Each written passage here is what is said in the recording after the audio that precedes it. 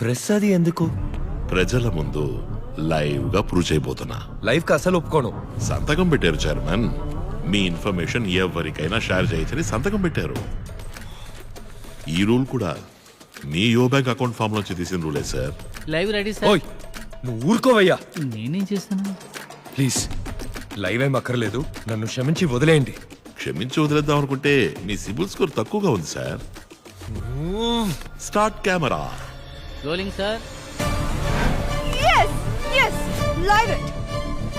Action.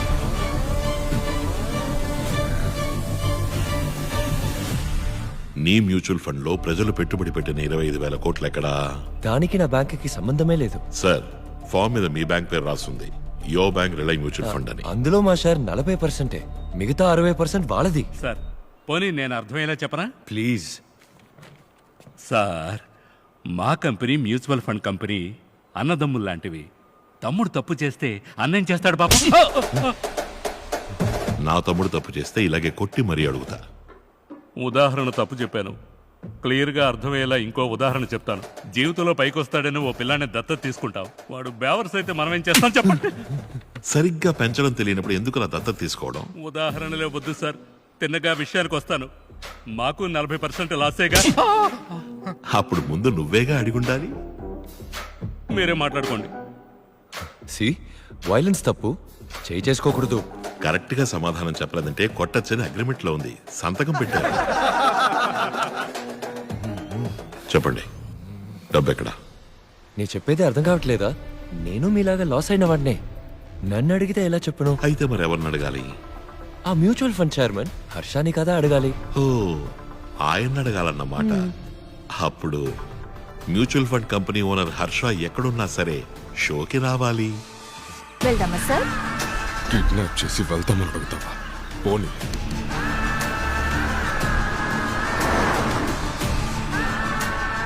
తర్వాత chairman వచ్చే వరకు చిన్న విరామం తీసుకుందాం.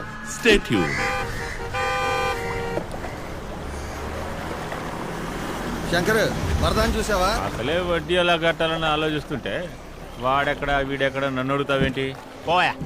చెప్పు శంకర్, డబ్బులు ఇస్తాను. విషయం కొంచెం పెద్దది. ఉదయం 4 సహాయం పోటీ తీసుకుని లోనికి వెళ్ళాడు సార్.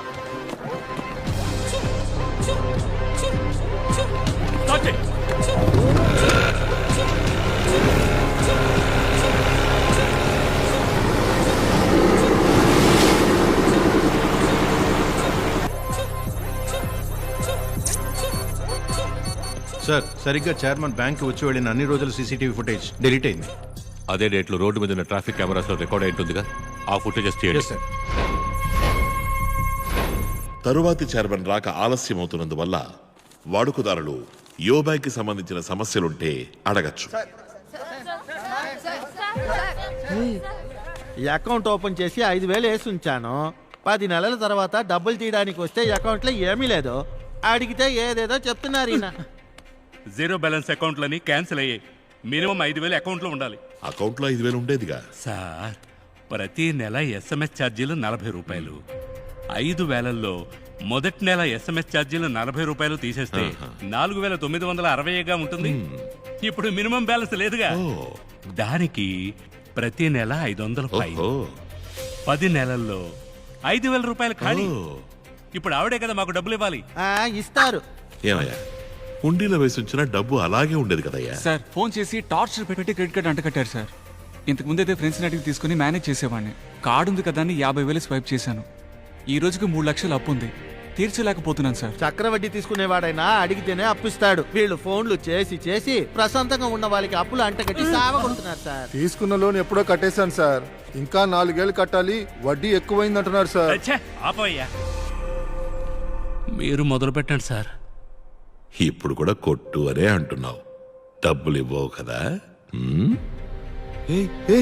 నన్నెందుకు చూస్తున్నావు? అగ్రిమెంట్ లో అన్ని డీటెయిల్స్ ఉన్నాయి, అన్నిటినీ చదవాలి. సార్, అప్లికేషన్ ఇచ్చి సంతకం పెట్టమన్నారు సార్. సంతకం పెట్టాను, అందులో ఏం రాసిందో నాకేం తెలుసు ఈయన సార్. చదవకపోతే బ్యాంక్ ఎలా రెస్పాన్సిబుల్? ఇప్పుడు ఎందుకు కొట్టావు? హర్ష ఎందుకు ఇంకా రాలేదు? అయితే నన్నెందుకు కొడుతున్నావు? హర్ష ఇక్కడికి 15 నిమిషాల్లో రాకపోతే కొట్టచ్చు అని అగ్రిమెంట్ లో రాస్తుంది. చదివి చూపించండి మేనేజర్ సార్. నేను అది చదవలేదే. దానికి నేనెలా బాధ్యున్నవుతాను చెప్పండి? మీరే కదా చదివి సంతకం పెట్టుండాలి. రాసుంది సార్.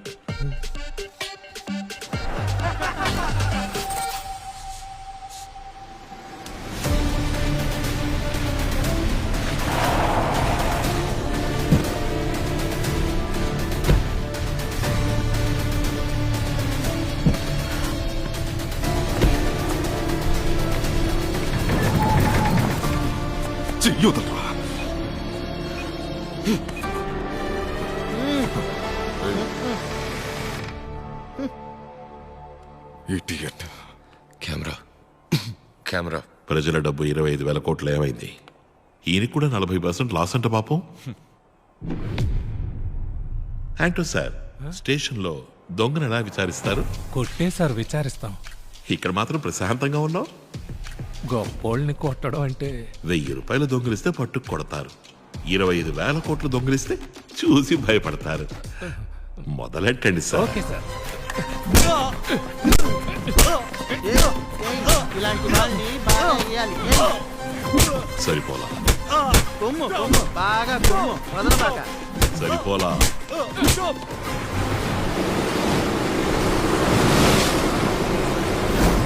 త్వరగా ఇంటర్నేషనల్ వాటర్లోకి పెడితే తప్పించుకోవచ్చు.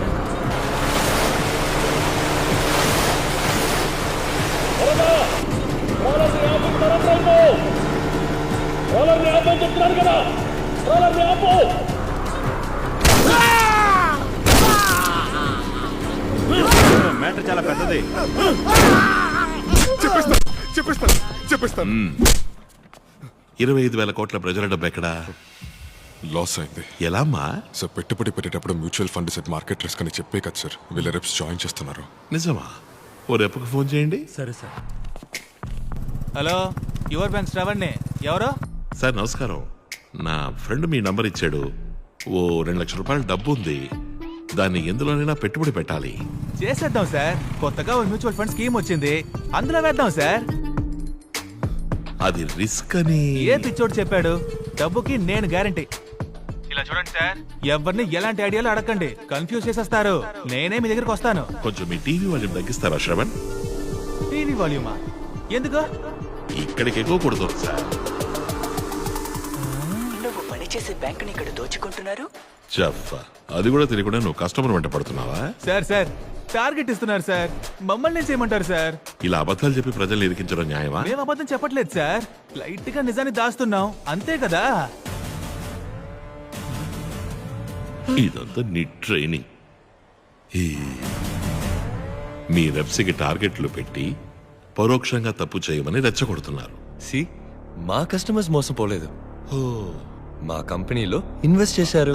మేము సునీల్ అనే వ్యక్తి బ్రోకరేజ్ కంపెనీ ద్వారా షేర్ మార్కెట్ లో ఇన్వెస్ట్ చేశాం. లాస్ అయింది అంతే సార్. ఓ మంచి కంపెనీలో పెట్టుబడి పెట్టుండొచ్చుగా. షేర్ మార్కెట్ లో ఓ మంచి కంపెనీలో పెట్టుబడి పెట్టుండొచ్చు కదా. అది మీరు సునీల్ సార్ని అడగాలి. ఓ ఆయన్ని అడగాలన్నమాట.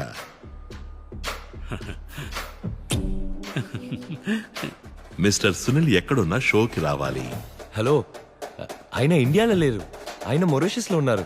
కాదే, పక్కనే ఉన్న గ్యాస్ స్టేషన్ లో కారు డిక్కీలో పడుకుని ఉండడం చూసేనే.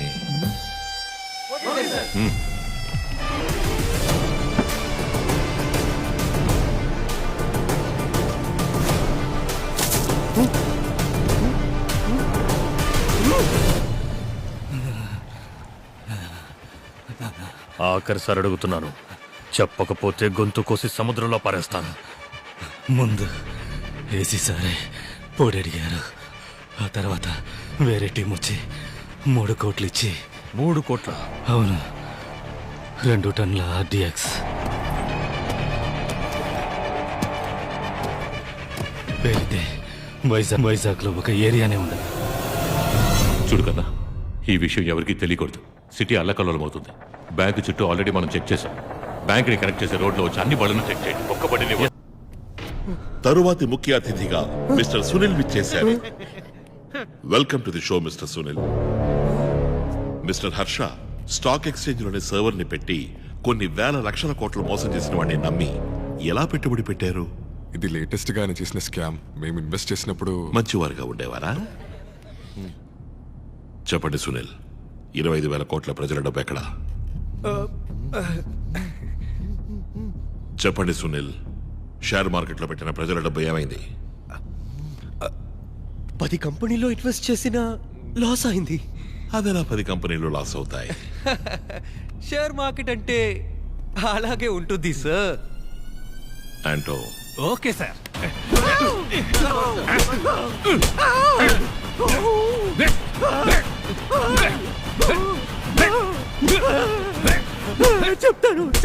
చెప్తాను. ఆ 10 కంపెనీలు ఇతని బినామీ కంపెనీలు. సుప్పన తెదవా, బేవర్ సెదవా అయిపోయావురా. ఓ, ఆ 10 కంపెనీలు వీరి కంపెనీలా? అవును.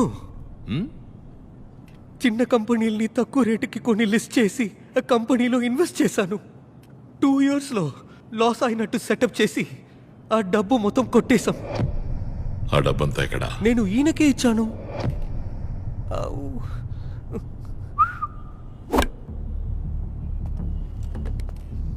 డబ్బు ఎక్కడ? ఇతన్ని అడగండి. డబ్బు ఎక్కడ సార్? ఈయన అడగండి. నేను ఆయనకే ఇచ్చాను. డబ్బు ఎక్కడ సార్? ఇతన్ని అడగండి. ఈయన అడగండి. నేను ఆయనకే ఇచ్చాను సార్. యాంటో, సార్. డబ్బు ఎక్కడుందో తెలిసేంత వరకు నువ్వు కొడుతూనే ఓకే ఉండాలి. సార్.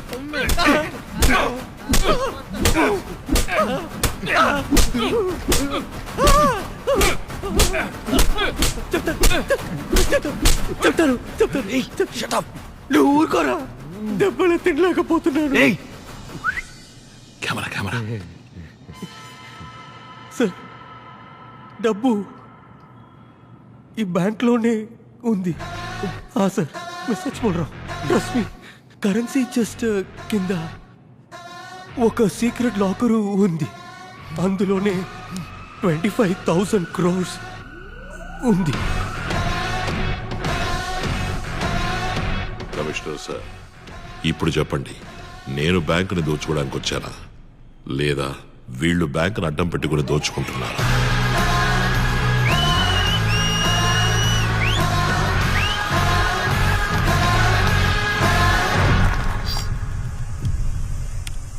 సార్, ట్రాఫిక్ కెమెరాస్ కూడా చెక్ చేసాం సార్. చైర్మన్ వైజాగ్ వచ్చిన ప్రతిసారి రాత్రి వేళ ఒక కంటైనర్ వచ్చింది సార్.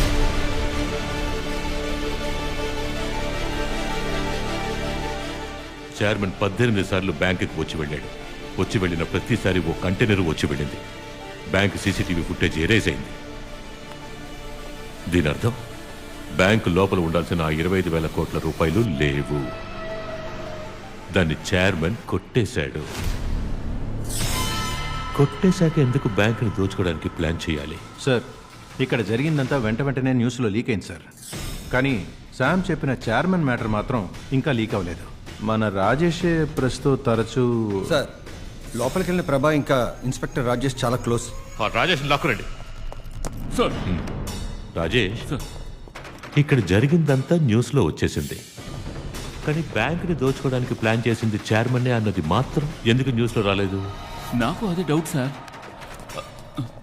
నేనంత వెర్రిపప్పని కాను రాజేష్. తెలుసు సార్. సార్. షూట్ చేయను, భయపడకు. చప్పుడు చేయకుండా ఎత్తుకెళ్ళి బ్యాంకు గుమ్మం దగ్గర వదిలేస్తా. Please sir.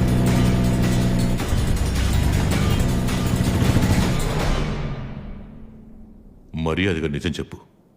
బ్యాంకులో ఉన్న వాళ్ళందరినీ చంపేయబోతున్నారు. చైర్మన్ని తప్ప మిగతా వాళ్ళందరినీ చంపి ఆ నేరాన్ని దోచుకోవడానికి వచ్చిన వాళ్ళ మీద వేయబోతున్నారు. ఎలా?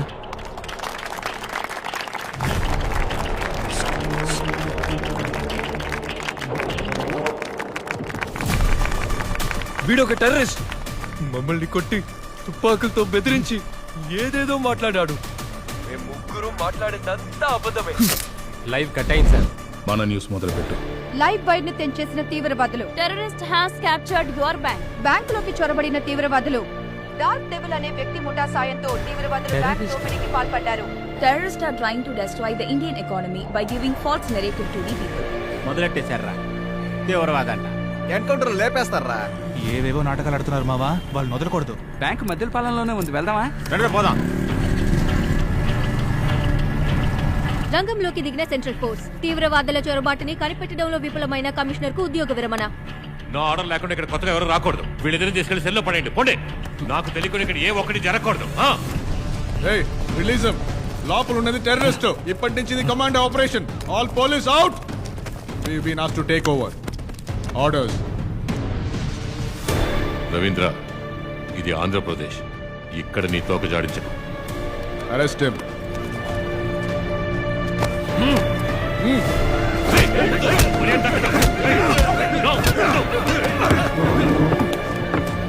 Don't do this Ravindra. Orders sir, orders.